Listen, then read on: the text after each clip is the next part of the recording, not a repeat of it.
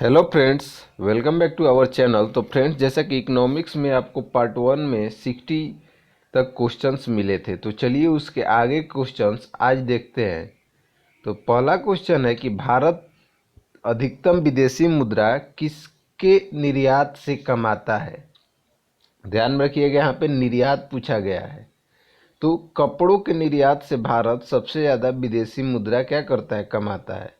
अगर बात करें तो 2014-15 के आंकड़ों के अनुसार सर्वाधिक विदेशी मुद्रा प्राप्ति किसमें है, तो कपड़ों से निर्यात से है, जिसमें रेडीमेड कपड़े का निर्यात इतना मिलियन डॉलर से प्राप्त हुई थी। इसी वर्ष चाय के निर्यात से 682 मिलियन डॉलर तथा लौह से 525 मिलियन डॉलर प्राप्त हुई थी।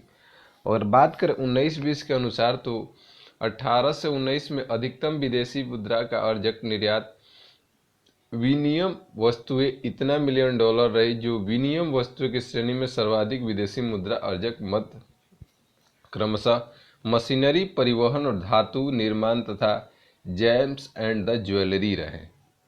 तो यहाँ पे अगर बात करें तो जो करेक्ट आंसर आपका क्या हो जाएगा, ऑप्शन सी।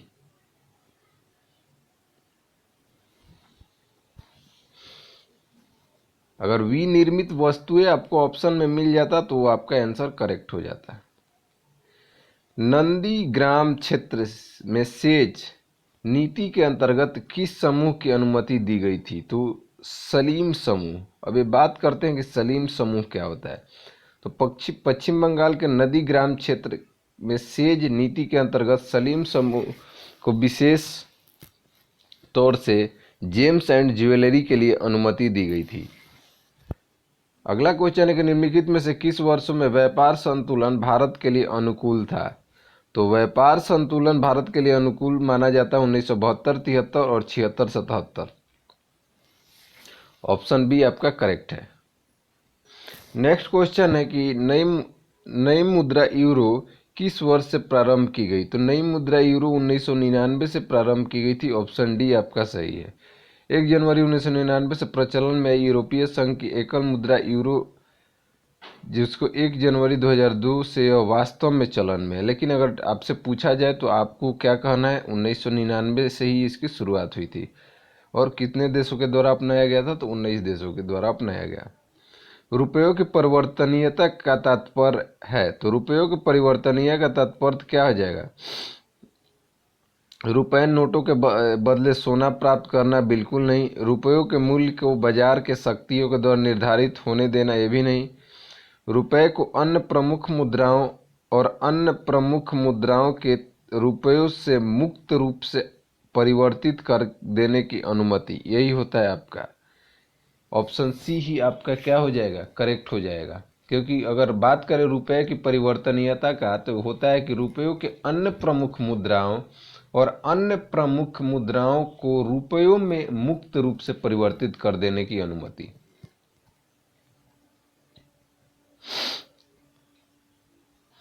नेक्स्ट क्वेश्चन है कि भारत सरकार के कुल विद्युत उत्पादन में जल विद्युत का योगदान कितना है। तो अगर जल विद्युत की बात करें तो 10% है। सबसे ज़्यादा किसका है, तो तापीय ऊर्जा का है। अगर यहीं पे न्यूक्लियर पूछ दिया जाता है, यानी कि परमाणु की, तो 2% होता है। देख सकते हैं यहाँ पे भारत सरकार 2020 की स्थिति के अनुसार अप्रैल 2020 भारत में संस्थापित विद्युत क्षमता इतना मेगावाट, जिसमें जल विद्युत योगदान इतना मेगावाट अर्थात 12% है। तो यहाँ पे तो 12, ये 2020 का डाटा है जिसमें 12.4 हो चुका है। इस चीज़ को ध्यान में रखिएगा। आज के डेट में आपसे क्वेश्चन पूछे तो 12 या 12.4 दिया रहे तो वो सही होगा। लेकिन अगर 16-17 की बात करें तो उस समय 10% आपका सही था। राष्ट्रीय जल मार्ग एक जोड़ता है। तो जल मार्ग एक कहाँ से जोड़ता है, तो हल्दिया को इलाहाबाद से जोड़ेगा। ऑप्शन सी आपका सही है। अगर बात करें तो भागीरथी हुगली गंगा नदी के तंत्र इलाहाबाद से हल्दिया तक भाग को राष्ट्रीय जल मार्ग एक घोषित किया गया है। इसकी स्थापना 1986 में हुई। इसकी कुल लंबाई की अगर बात करें तो 1620 किलोमीटर है और देश का सबसे आंतरिक लंबा जल मार्ग है। अगर बात करें तो भारत में कुल 5 राष्ट्रीय जल मार्ग का प्रचलन है। राष्ट्रीय जलमार्ग आधुनिक 2000 अधिनियम 2016 के द्वारा 111 जलमार्गों को राष्ट्रीय जलमार्ग घोषित किया गया है। नेक्स्ट क्वेश्चन है कि भारत के किस क्षेत्र में प्रत्यक्ष विदेशी निवेश इक्विटी प्रवाह उच्चतम है? तो हो जाएगा वो सेवा क्षेत्र। सेवा क्षेत्र में प्रत्यक्ष विदेशी निवेश इक्विटी प्रवाह सबसे ज़्यादा होता है। तो करेक्ट आंसर आपका क्या हो जाएगा? डी। अगर बात करें कि सेवा क्षेत्र में तो आपको क्या क्या आ जाएगा, तो कंप्यूटर, सॉफ्टवेयर, हार्डवेयर, व्यापार, दूरसंचार, होटल, पर्यटन, ये सारे आपका सेवा क्षेत्र में आते हैं। नेक्स्ट क्वेश्चन है कि निम्नलिखित में से भारत का कौन सा औद्योगिक या आर्थिक गलियारा जापान के सहयोग से विकसित किया जा रहा है? तो जापान के सहयोग से विकसित किया जा रहा है दिल्ली मुंबई। दिल्ली मुंबई जो गलियारा है वो जापान के सहयोग से विकसित किया जा रहा है। ये कब हुआ था समझौता? तो 2006 में। भारतीय रिजर्व बैंक के वर्तमान गवर्नर, तो वर्तमान गवर्नर तो उस समय का करेंट का क्वेश्चन होगा, तो उस समय उर्जित पटेल थे। अभी आपके जो हैं वो कौन से हैं, आप देख लीजिएगा खुद। विश्व बैंक की नवीनतम विकास प्रतिवेदन के अनुसार भारतीय अर्थव्यवस्था की स्थिति 5वीं सबसे बड़ी अर्थव्यवस्था है, लेकिन आज के डेट में अगर प्रेजेंट की बात करें तो फिर से 6ठी चली गई है।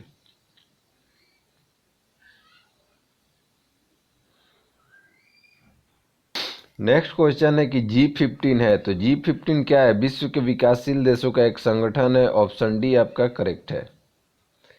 अगर बात करें G15 का गठन, तो 1989 में बेलग्रेड यूगोस्लाविया के 9वें निर्गुट शिखर सम्मेलन के समय हुई थी।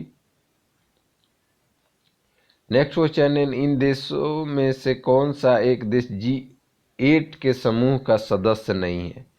तो G8 और G7, पहले G7 था, बाद में इसको क्या कर दिया गया? G8 किया गया। तो अगर बात करें G7 या G8 में कौन कौन से देश आते हैं, अगर आपको ये मालूम होगा तो इसमें से आसानी से आप इसमें से नेग्लेक्ट कर सकते हैं। तो ध्यान में रखिएगा, G7 और G8 में जो देश आते हैं, अमेरिका आता है आपका, कनाडा आता है, जर्मनी आता है, ब्रिटेन आता है, फ्रांस आएगा, इटली आएगा, जापान आएगा। तो कौन नहीं आएगा? तो स्पेन नहीं आएगा, ऑप्शन सी। कभी आपसे पूछ दे कि G7 G8 क्यों बना, तो G8 बना 1997 में। इसमें रूस यानी कि रसिया शामिल हो गया था, तब जाके G7 क्या हो गया था? G8 के नाम से प्रचलित हुआ। आसियान इसके लिए है, तो आसियान है आपका association of South East Asian nations. Option C आपका सही है। अगर बात करें तो आसियान क्या है? तो association of South East Asian nation, दक्षिण पूर्व एशियाई राष्ट्रों का एक संघ है। नेक्स्ट क्वेश्चन कि भारत विकास फोरम यानी कि इंडियन डेवलपमेंट फोरम पहले जाना जाता था, तो यह पहले जाना था भारत सहायता क्लब। ऑप्शन ए आपका क्या है? सही है। नेक्स्ट क्वेश्चन है कि वर्तमान में बिहार में संपत्ति का मुख्य स्रोत क्या है? तो बिहार में संपत्ति का मुख्य स्रोत आपका है जो कृषि है। फोर्ब्स पत्रिका के अनुसार 2007 में विश्व के सबसे धनी व्यक्ति, इससे कोई आज के डेट में कोई रिलेशन नहीं, उस समय वॉरेन बफेट थे। अगर बात करें तो 2020 के नवीनतम सूची में कौन टॉप पे है? तो जेफ बेजोस, अमेजन के जो मालिक हैं जेफ बेजोस, वो सबसे धनी व्यक्ति हैं।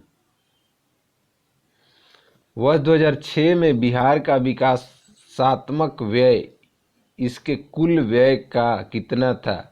तो विकासात्मक व्यय कितना था आपका? तो 60% टोटल व्यय का। अगर अभी की बात करें तो ये अब कितना हो जाएगा? 72%। उस समय था 60%। भारत की कुल जनसंख्या कितनी है? तो भारत की कुल जनसंख्या 100, कब का क्वेश्चन है? 2008 का क्वेश्चन है। तो इनमें से कोई नहीं आपका करेक्ट आंसर हो जाएगा, क्योंकि अगर भारत की जनसंख्या की बात करें तो उस समय जनसंख्या कितनी थी? लगभग आपका एग्जैक्ट डाटा कितना हो जाएगा पूछा गया, वो भी 2008 में, तो ये तो 2011 का जनगणना से तो होगा नहीं। मान के चलिए एक से मतलब कि 1 करोड़ 1 करोड़ बोल रहे हैं, 100 करोड़ समथिंग था आपका नेक्स्ट क्वेश्चन है कि भारतीय जनगणना 2011 के अनुसार निम्न राज्यों में से किस एक में जनसंख्या घनत्व सर्वाधिक है। तो बिहार राज्य है जिसमें जनसंख्या घनत्व सबसे ज़्यादा है। अगर बिहार की बात करें तो कौन सा किसका स्थान आ जाता है, तो उसके बाद आता है वेस्ट बंगाल का स्थान। यहाँ पे दिया हुआ है किसका कितना कितना है। 2001 की जनगणना के अनुसार क्वेश्चन छोड़ दीजिए, एक की जनगणना से आपको क्वेश्चन अब नहीं पूछा जाएगा। नेक्स्ट क्वेश्चन पूछा गया है कि शिशु मृत्यु दर क्या है। तो शिशु मृत्यु दर आपका क्या होता है, 1000 जीवित जन्मों में से अपने 5वें जन्मदिन से पहले मरने वाले बच्चों की संख्या, या अपने पहले जन्मदिन से पहले मरने वाले बच्चों की संख्या, 100 जीवित जन्मों में से 5वें जन्मदिन से पहले मरने वालों की संख्या। तो देखिए करेक्ट आंसर होता है 1000 जीवित जन्मों में से पहले जन्मदिन से पहले मरने वाले, यानी कि उनका 1 साल भी पूरा नहीं होता है और उनकी मृत्यु हो जाती है, वो होता है क्या, शिशु मृत्यु दर। यानी कि उनका जैसे कि 6 महीना पे, 9 महीना पे, 10 महीना पे, 11 महीना पे जिन बच्चे की मृत्यु हो जाती है वो आते हैं शिशु मृत्यु दर में।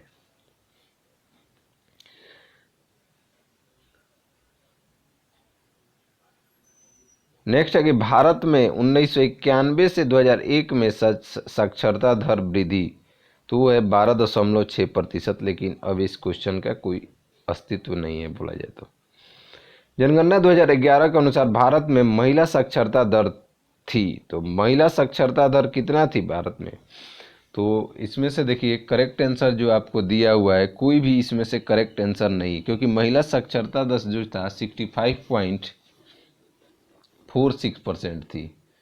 ऐसे अगर आपको ऑप्शन ई नहीं रहता तो आप ऑप्शन सी के साथ जा सकते थे कि 65.5 दिया है जो कि 65.46 था, तो ये कोई ज़्यादा मैटर नहीं करता था। लेकिन अब बीपीएससी का क्वेश्चन है तो आप ई के साथ ही जाएंगे। लेकिन देखिए बीपीएससी के द्वारा ऑप्शन सी ही माना गया है, देखिए यहाँ पे सीधा सीधा तो 65.46, तो यानी कि डेसिमल के बाद आपका डाटा वैरी उतना नहीं करता है, तो आप देख सकते हैं कि किस हिसाब से लिया जाएगा। तो 65 अगर दिया रहे तो उसी के साथ आप जाएंगे, मैटर नहीं करेगा कि आप डेसिमल में अंक सही दिया है कि नहीं। नेक्स्ट है कि 2011 की जनगणना में फोटो, उंगली के निशान और आँख की पुतली का प्रतिचित्रण के लिए किसी व्यक्ति की न्यूनतम आयु क्या है। तो अगर बात करें कि अगर 2011 की जनगणना में तो 5 वर्ष निर्धारित की गई थी, तो 12, 15 ऑप्शन देखते हैं आगे, 18 और 21, तो यहाँ पे कोई ऑप्शन सही नहीं। देखिए 2011 की जनगणना फोटो, उंगली और निशान, आँख की पुतली प्रतिचित्रण के लिए व्यक्ति की न्यूनतम 5 वर्ष निर्धारित की, अगर राष्ट्रीय जनसंख्या रजिस्टर के तहत संपन्न किए जाने वाले कार्यों का हिस्सा है। नेक्स्ट क्वेश्चन है कि भारत में कृषि क्षेत्र श्रम शक्ति के कितने प्रतिशत लोग को प्रत्यक्ष रोजगार प्रदान करता है। तो ये आपका 65%, ये बहुत ज़्यादा है। देखिए ये मगर क्वेश्चन कब का है, तो 2001 से 2 के, आज के डेट में अगर बात करें तो 42% आपका करेक्ट आंसर होगा। अगर 2020 की जनसंख्या के बात करें, मतलब 19 वाले डाटा पे, तो आपका कितना हो जाएगा, 42%। विश्व बैंक के अनुसार देख सकते हैं यहाँ पे दिया हुआ है। और इसका भागीदारी की बात करें तो होता है 16.1%। एक क्वेश्चन बहुत बार पूछा जाता है और बहुत बार पूछा जाएगा, तो ध्यान में रखिएगा जीडीपी में कितना इसका भागीदारी है या कंट्रीब्यूशन कितना है सीधा, तो 16.1 यानी कि 16%, और इसमें मैन फोर्स कितना लगा है, तो 42%। निम्नलिखित स्रोतों में से किसमें भारतवर्ष सबसे अधिक विद्युत प्राप्त करता है। तो विद्युत तापीय सबसे ज़्यादा होता है, ऑप्शन बी आपका सही है। 1991 की नई आर्थिक नीति का लक्ष्य था, तो उदारीकरण, निजीकरण, भूमंडलीकरण, तीनों आपका सही है, option D LPG, liberalisation, privatisation and the globalisation. Next question है तेल एवं प्राकृतिक गैस आयोग ओएनजीसी का स्थापना, तो ओएनजीसी का स्थापना कब, 1956 में, ऑप्शन डी आपका सही है।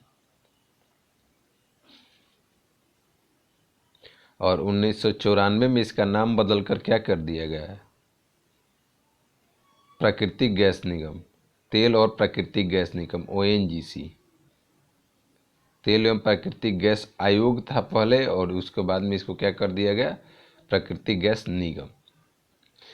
भारतीय अर्थव्यवस्था में कौन सा क्षेत्र सकल राष्ट्रीय उत्पाद में सबसे अधिक योगदान देता है? तो कभी भी तृतीयक से टर्शियरी सेक्टर का सबसे ज़्यादा योगदान होता है।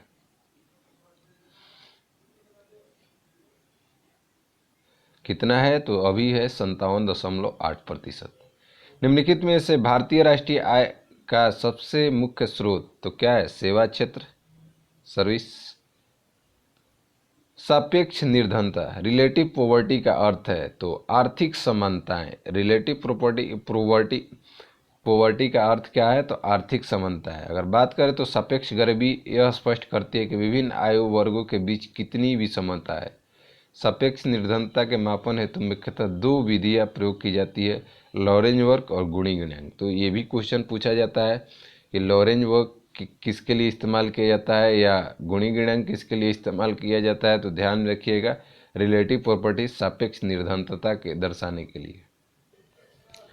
नेक्स्ट क्वेश्चन है कि इनमें से किसने गरीबी निवारण के प्रभावपूर्ण अस्त्र के रूप में स्वयं सेवा समूह के विचार दिया था? तो मोहम्मद यूनिस के द्वारा दिया गया था। बांग्लादेश के नोबेल शांति पुरस्कार विजेता हैं। पिछले दशक के दौरान भारतीय अर्थव्यवस्था को किस क्षेत्र की महत्वपूर्ण विकास हुआ? तो देखिए, पुराना क्वेश्चन है, तृतीयक क्षेत्र यहाँ भी करेक्ट आंसर होगा, लेकिन इस क्वेश्चन से आपको दिक्कत हो सकता है। अभी किसी देश का प्रति व्यक्ति आय प्राप्त की जाती है, तो प्रति व्यक्ति आय कैसे प्राप्त की जाती है? राष्ट्रीय आय एवं जनसंख्या दोनों से। कितना उसका राष्ट्रीय आय और कितना उसका जनसंख्या है? तो देखिए, प्रति व्यक्ति राष्ट्रीय आय और जनसंख्या से डिवाइड कर दीजिए, आपको मिल जाएगा। भारत का आर्थिक सुधार का जनक किसे कहा जाता है? तो अगर बात करें भारत में आर्थिक सुधार का जनक माना जाता है डॉक्टर मनमोहन सिंह का। तो ऑप्शन तो यहाँ है नहीं, तो देख सकते हैं ऑप्शन यहाँ पे सी में दिया हुआ डॉक्टर मनमोहन सिंह। 1991 में सत्ता में आने के पश्चात डॉक्टर वित्त मंत्री उस समय आपके डॉक्टर मनमोहन सिंह 1991 में आर्थिक सुधारों में नई आर्थिक नीति लाए थे, और प्रधानमंत्री PV नरसिम्हा राव थे उस समय। तो उदारीकरण इन्हीं का देन माना जाता है। वैश्वीकरण में सम्मिलित नहीं है, तो वैश्वीकरण में सम्मिलित नहीं है कौन सा? तो सार्वजनिक क्षेत्र का इक्विटी विनिवेश। सार्वजनिक क्षेत्र का इक्विटी विनिवेश को वैश्वीकरण में सम्मिलित नहीं किया जाता है। जैसे जैसे अर्थव्यवस्था विकसित होती है, राष्ट्रीय आय में तृतीयक क्षेत्र का अंश बढ़ता जाता है। तो ऑप्शन सी आपका सही हो जाएगा, और प्रथम प्राइमरी सेक्टर का घटता जाता है। नेक्स्ट है कि संयुक्त राष्ट्र विकास कार्यक्रम, यूनाइटेड नेशन डेवलपमेंट प्रोग्राम के अंतर्गत भारत में मानव विकास सूचकांक बनाने के लिए किसे एक घटक अवयव के रूप में नहीं लिया गया? तो चलिए ऑप्शन देखते हैं। पहला है कि अमेरिकी डॉलर में प्रति व्यक्ति वास्तविक सकल घरेलू उत्पाद यानी GDP को, तो GDP को तो लिया गया। नेक्स्ट है साक्षरता दर, उसको भी लिया गया। जन्म पर जीवन प्रत्याशा, इसको भी लिया गया, लेकिन शिशु मृत्यु दर को इसमें नहीं लिया गया था। यूनाइटेड नेशन डेवलपमेंट के अंतर्गत भारत में मानव विकास सूचकांक जो जारी किया जाता है उसमें शिशु मृत्यु दर का कोई रोल नहीं होता है। देख लीजिए यहाँ पे, अगर बात करें तो ये किस पर डिपेंड होता है? प्रति व्यक्ति आय, साक्षरता दर, जन्म पर जीवन प्रत्याशा। नेक्स्ट क्वेश्चन है कौन सा आर्थिक अधिसंरचना में नहीं आता? तो आर्थिक अधिसंरचना में नहीं आता है अब तक शिक्षा और स्वास्थ्य। बहुत ही इंपॉर्टेंट क्वेश्चन है, बहुत बार पूछता है और बहुत बार कंफ्यूजन हो जाता है। तो आर्थिक, देखिए आर्थिक अधिसंरचना पूछा जा रहा है, तो शिक्षा का कोई रिलेशन नहीं है आर्थिक से। सड़क, रेलवे और ऊर्जा आपका सही है। अगर बात करें तो अधिसंरचना दो प्रकार की, भौतिक और सामाजिक। तो भौतिक आर्थिक अधिसंरचना के अंतर्गत सड़क, बिजली, ऊर्जा, जल एवं वायु परिवहन, दूरसंचार आदि, और सामाजिक अधिसंरचना के अंतर्गत स्वास्थ्य, शिक्षा, बीमा, आवास आदि आते हैं। तो सामाजिक अगर पूछा जाए तब वहाँ पे आपका स्वास्थ्य, शिक्षा, बीमा, आवास आ जाएंगे, लेकिन अगर भौतिक पूछा जाए और यहाँ पे पूछा गया आर्थिक, तो आर्थिक भी पूछा जाए तो आपका सड़कें, रेलवे, ऊर्जा आएगा, शिक्षा और स्वास्थ्य नहीं आएगा।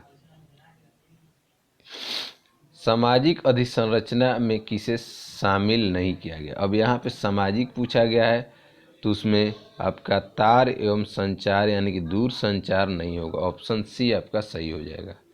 सरकार के नीति मेक इन इंडिया का उद्देश्य है, तो मेक इन इंडिया का क्या उद्देश्य है, तो आपका जो करेक्ट आंसर इस क्वेश्चन का हो जाएगा वो है आपका ई, उपयुक्त में से कोई नहीं, उपयुक्त में से एक से अधिक।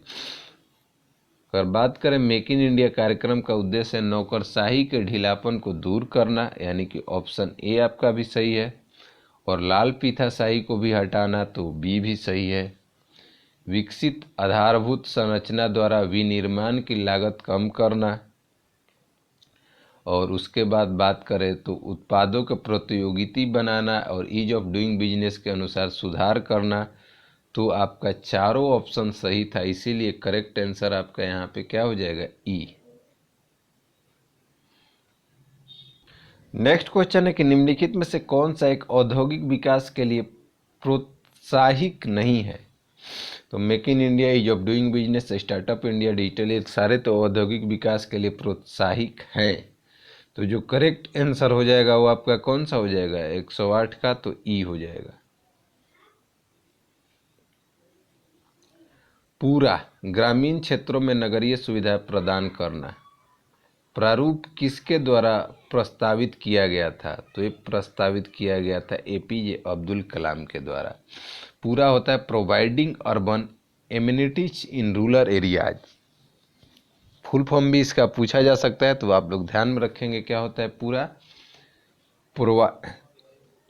Providing urban amenities in rural areas, ग्रामीण क्षेत्रों में शहरी सुविधाएं प्रदान करना, किसकी देन है, तो एपीजे अब्दुल कलाम की।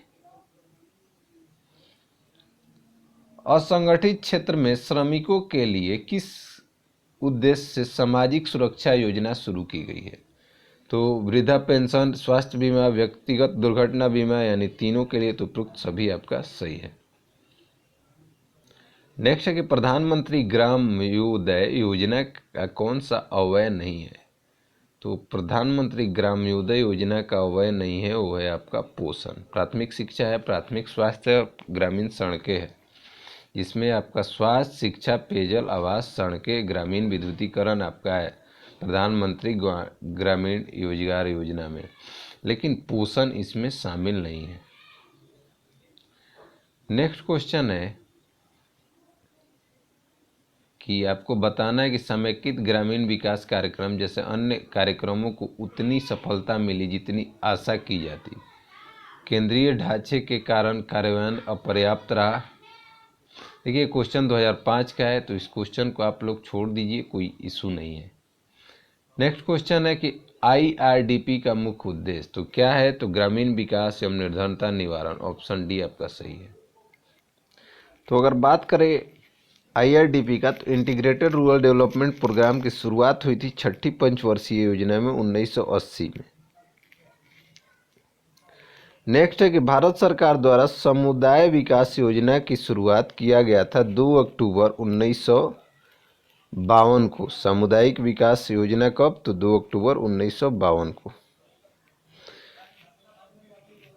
नेक्स्ट क्वेश्चन है कि प्रधानमंत्री श्रम योगी मानधन योजना में प्रत्येक ग्राहक को 60 वर्ष की आयु प्राप्त करने के बाद न्यूनतम अनुमानित पेंशन कितना, तो न्यूनतम अनुमानित पेंशन जो है वो 3000 इसमें देने की बात की गई, तो करेक्ट आंसर आपका सी हो जाएगा।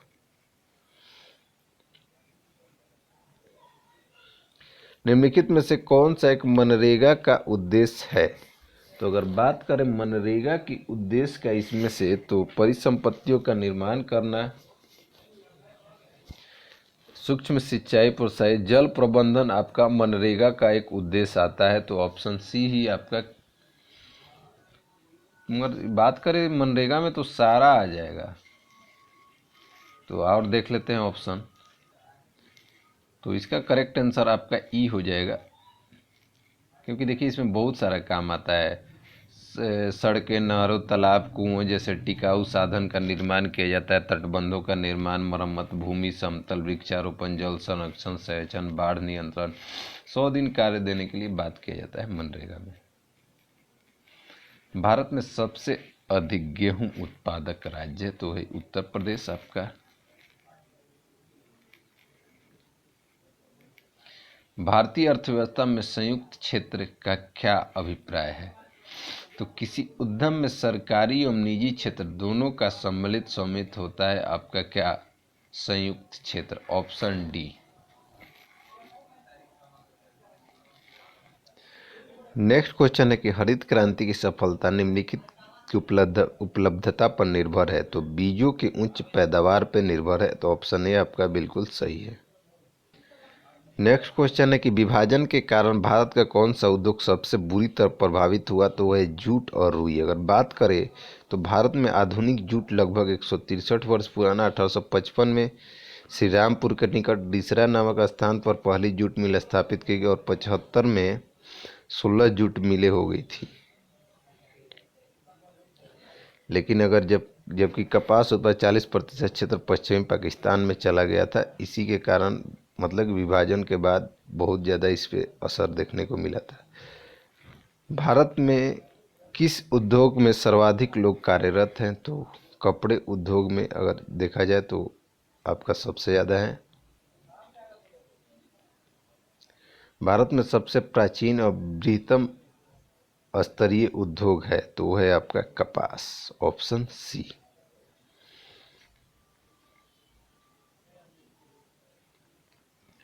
तमिलनाडु में सर्वाधिक सूती वस्त्र के कारखाने कहाँ पाए जाते हैं? तो कोयम्बटूर में, ऑप्शन बी आपका करेक्ट आंसर है।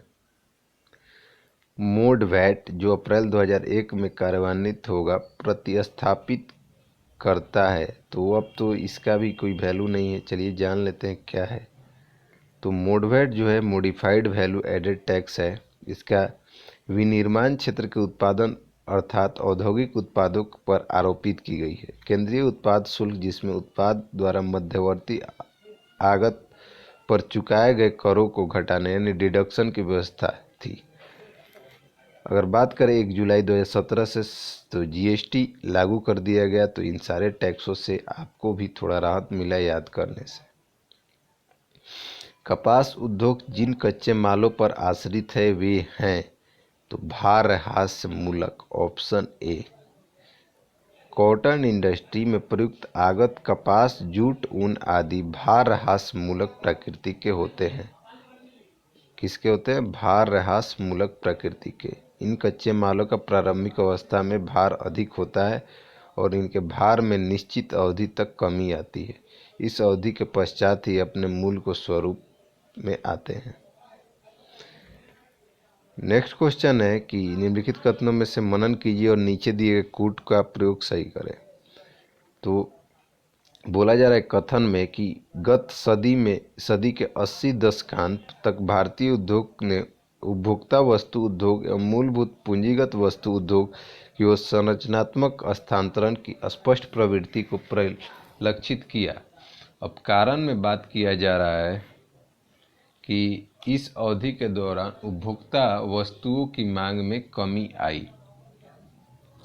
तो इसका आपको बताना है कि क्या सही है। तो देखिए ए सही है आपको, लेकिन आर गलत है। तो देख लेते हैं किसमें दिया हुआ है ऐसा। तो आप देख सकते हैं आपका करेक्ट आंसर क्या हो जाएगा, ऑप्शन सी। अगर ज़्यादा डिटेल में पढ़ना है तो देखिए इस चीज़ को आप पढ़ सकते हैं वीडियो को पॉज करके।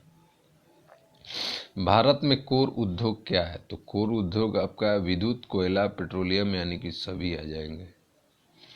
देखिए 8 उद्योग कोयला, कच्चा तेल, प्राकृतिक पेट्रोलियम, परिशोधन, उत्पादक, उर्वरक, स्टील, सीमेंट, विद्युत सब मुख्य उद्योग यानी कि कोर उद्योग में आते हैं। भारत सरकार के राजस्व का प्रधान स्रोत है तो अप्रत्यक्ष कर, इनडायरेक्ट टैक्सेस। और बात करें कि इनडायरेक्ट प्रत्यक्ष कर का अनुपात 51.9। प्रत्यक्ष कर सकल घरेलू उत्पाद का उत्पादन में कितना था? 5.98। लेकिन अगर बात करें अप्रत्यक्ष कर से राजस्व का योगदान सर्वाधिक तो उस समय 78 पॉइंट था। कब? तो 92-93 में। आज के डेट में इस क्वेश्चन का आंसर आपका इनडायरेक्ट टैक्सेस नहीं हो जाएगा, डायरेक्ट टैक्सेस ज़्यादा हो जाएगा। नेक्स्ट एक, निम्नलिखित में से कौन सा एक संघीय बजट 17-18 के अविशिष्ट उद्देश्यों में सम्मिलित नहीं था? तो जो नहीं सम्मिलित था वो है आपका भारत को शिक्षित करना, ऑप्शन सी। 2017-18 का विशिष्ट उद्देश्यों में सम्मिलित नहीं था तो भारत को शिक्षित करना। अरुण जेटली केंद्रीय बजट प्रस्तुत किया, जिस बजट भाषण में कहा, हमें पता है कि हम अपने लोगों के लिए अधिक करने की ज़रूरत है। हमारा एजेंडा भारत के बदलने, ऊर्जा देने, स्वच्छ करने हैं, जो कि TEC, tech India, transform energetic and the clean India पे टोटली था। भारत में आय का सबसे बड़ा स्रोत है तो चुंगी कर। आय का सबसे बड़ा स्रोत भारत में क्या है? चुंगी कर, कस्टम ड्यूटी, जिसको सीमा शुल्क भी बोलते हैं। सर्वाधिक आय चुंगी कर अर्थात सीमा शुल्क यानी कि कस्टम ड्यूटी से सर्वाधिक आय प्राप्त होती है।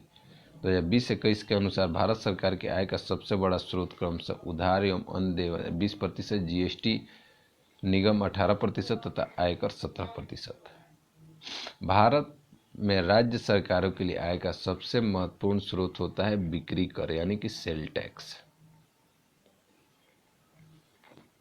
लेकिन अब ये बात करें कि राज्य सरकारों के लिए आय का सबसे बड़ा स्रोत बिक्री कर था, परंतु वर्तमान में केंद्र सरकार द्वारा दिया गया अनुदान है। आज के डेट में क्या है? केंद्र सरकार द्वारा दिया गया अनुदान। विगत वर्षों में भारत में केंद्र सरकार की सर्वाधिक संपूर्ण व्यय किस क्षेत्र में हुआ? तो विकास के क्षेत्र में, ऑप्शन बी। भारत सरकार का आय का सबसे बड़ा स्रोत है तो उत्पाद कर। प्रश्नकाल 20 सही था क्योंकि 1996 का क्वेश्चन, जबकि बजट अनुमान 20 और 21 के अनुसार उधार और अन्य देयताएं 20%, केंद्र सरकार के कर का राजस्व अकेला सबसे बड़ा स्रोत है। तो यहाँ पे ऐसा तो दिया नहीं है आपको ऑप्शन में। अगर उसके बाद बात करें तो क्रमशः GST से 18, निगम कर 18 और आयकर से 17। निम्नलिखित में से सबसे बड़ा एकल साधन कौन सा है जिससे भारत में राजस्व कर से सरकार की आय होती है? तो ये होता है आपका उत्पाद शुल्क। निम्नलिखित में से कौन सा केंद्रीय सरकार का कर नहीं है? तो केंद्र सरकार का कर जो नहीं है वो है भूमि राजस्व कर। आयकर, सीमा शुल्क, उत्पाद शुल्क केंद्र सरकार द्वारा लगाया जाता है, लेकिन भूमि ये राज्य सरकार द्वारा लगाया जाता है। ऐसा कौन सा कर है जो केंद्रीय सरकार द्वारा लगाया जाता है लेकिन उससे प्राप्त आय को केंद्र और राज्यों में विभाजित कर दिया जाता है? तो सेंट्रल एक्साइज ड्यूटी यानी कि केंद्रीय उत्पाद शुल्क होता है, ऑप्शन बी। केंद्र सरकार द्वारा आरोपित केंद्रीय उत्पाद शुल्क विभाजन केंद्र और राज्यों के बीच में किया जाता है। नेक्स्ट है, निम्नलिखित में से कौन से दो परोक्ष कर हैं? तो बिक्री कर और उत्पादन शुल्क आपके क्या है? परोक्ष कर। तो देखिए, बिक्री कर से राज्य सरकार को फायदा था और उत्पादन शुल्क से मतलब कि सेंट्रल गवर्नमेंट को। यहाँ पे देख सकते हैं उपरोक्त विकल्पों में से आयकर, संपत्ति कर, प्रत्यक्ष कर, डायरेक्ट टैक्स, जबकि बिक्री कर और उत्पाद शुल्क ये है इनडायरेक्ट टैक्सेस। तो अभी आपको आई थिंक 100 क्वेश्चन या 90 क्वेश्चन बचे हुए हैं, तो जो आपको नेक्स्ट वीडियो में मिलेंगे। तो मिलते हैं नेक्स्ट वीडियो में, तब तक बाय बाय।